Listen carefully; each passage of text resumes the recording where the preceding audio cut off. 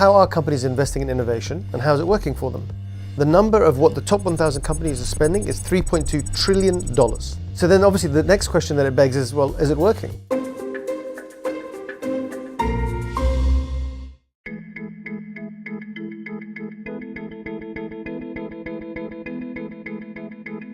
So we went out and surveyed 840 companies from a mixture of countries and industries. And what we found, and this was a little bit demoralizing, is on the big sample, the returns on innovation expenditure are down 27% in the last 5 years. The good news, however, is 14% of companies are actually delivering amazing results. And we wanted to understand, well, what is it about the companies that are investing in innovation and getting returns that's different relative to the entire peer group, including their own industry sectors?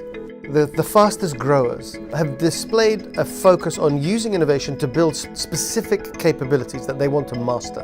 One is they use innovation to become more hyper-relevant to end consumers, meaning that they can in near real time really understand what you, the customer, needs now, and then somehow reconfigure their resources to actually deliver that. So I'll give an example. Tommy Hilfiger clicked that, this fashion industry thing, if you have this amazing, exciting event called the Catwalk, and then only 6 months later you can find the things you saw. So maybe not what customers want. So they said, no, I'm going to live stream the event. So I'm going to have more customers tuning in.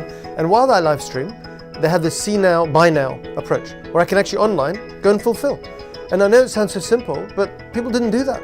I think of a German company, Bosch, which makes industrial equipment and various products. So in 2008, they did an acquisition of a software company, which became the heart of what we now call the Internet of Things. Bosch have gone out and enabled with the internet, millions of their devices. They figured out how to make their products more sticky, more relevant, where they get data on how that product is used in the hands of the end consumer. They feed that back into the design cycle and therefore improve the experience of their end users over time. On the example of how to harness the network, the ecosystem around you for innovation, recognizing that one company doesn't have all the answers, that one company doesn't actually have the investment capacity for all the innovation. So actually they have to become really good at working with an ecosystem out there of companies to solve problems for their customers. Adidas working with a company called Carbon 3D.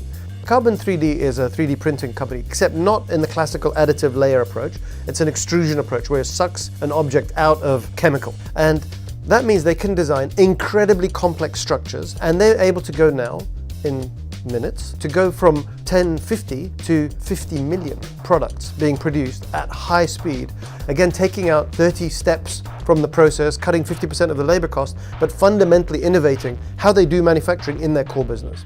When I think about the misconceptions in this space, the first one is disruption happens to us. No, it's much more predictable. The evidence of disruption is there in the ground to be read and seen ahead of time. Secondly, innovation, it's not some genius act of creativity that only a super creative could do. It's a deliberate process that can be orchestrated and led by the top leaders.